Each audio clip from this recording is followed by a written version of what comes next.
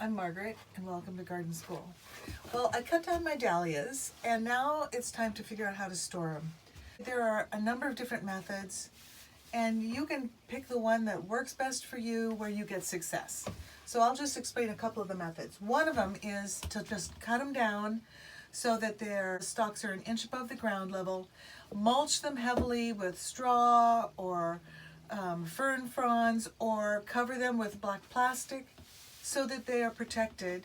And the main thing is you don't want the tubers to get wet and then cold and then warm up and they will rot.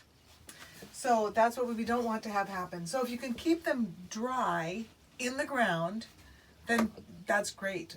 After a few years, you might notice that your flowers become smaller, less showy, and that's because you've got so many tubers under there, they're kind of crowding each other out, need to be divided. So that's the time you might want to dig them up. Well, I left some in the ground this year. I also have dug some up, and there's a couple of methods you can use for storing them. You can use cedar chips, and last year I used cedar chips, and this is like bedding that you would use for an animal. Just put a little bit in a paper sack with your tuber that's all dry and cleaned up, and store it that way. And this is easy to check, in the middle of the winter. Are they too damp, or are they dried out? And figure out where you need to actually, if you need to move them to a different location for storage. The method I'm going to use this year is with vermiculite, and that's because I have a bunch of vermiculite that was given to me.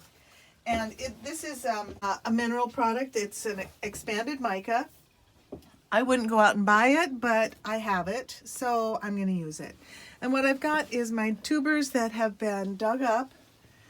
And at this point, you can do something else too.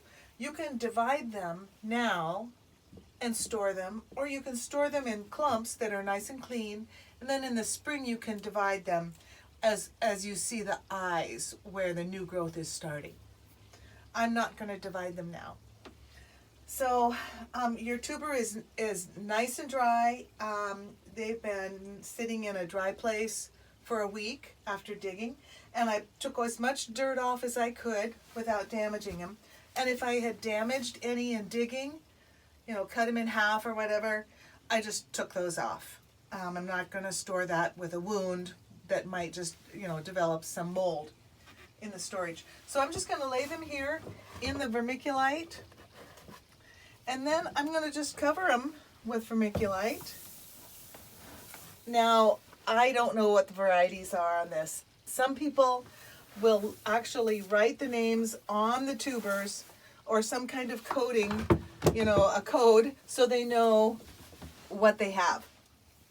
I don't care.